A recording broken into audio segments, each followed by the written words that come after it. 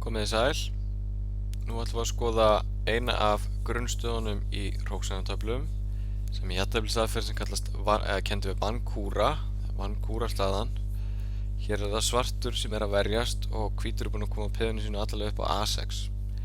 Ætli hvítur sér að vinna þessa stöðu þarf hann að koma kóngnum sínum fram fyrir peðið á A7 og losa hrókinn sinn og ýta peðinu þar með upp í borð. Ef að hvíta peðið fer strax á A7 er varnaraðferð svarts frekar þægileg, hann skákar endalaust með hróknum og kóngurinn á ekkert skjól. Þannig að besta til hvítur er að reyna að koma kóngnum á A7. En varnaraðferð svarts byggir á því að passa sig á því að halda kóngnum sínum á G7 eða H7. Einfaldast bara að hafa hann á G7. Ef að svartur fer af stað með kónginn sinn, hann getur hvítur komið sínum kóngnum nær og fari kóngurinn hingað á E7, getur hvítur unnið með að leika A7 því að hann hótar núna að losa hrókinn sinn með að fara með hann allavega yfir á H8, fórna peðinu og skáka þá á H7. Við sjáum að eftir til dæmis kóngur D7, hrókur H8, hrókur yfir A7, hrókur H7 þá vinnur hvítur. Ef að svartur eftir A7 snýr við fer með kóngurinn á F7, þá dugar það ekki til, hrókurinn fer samt á H8 og hvítur vinnur eins og áðan.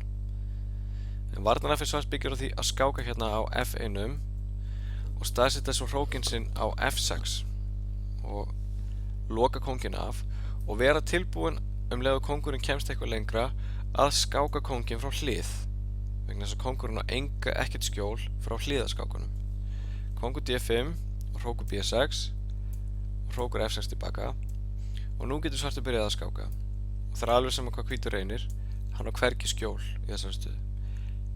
Hvítur getur reynt að fara með kónginn sinn, svartur skákar endalaust. Á endanum getur hvítur reynt að vinna með að leika A7 en eins og áðan vitum við að þá það bara svartur að staðsetja hrókinn sinn fyrir aftan peðið.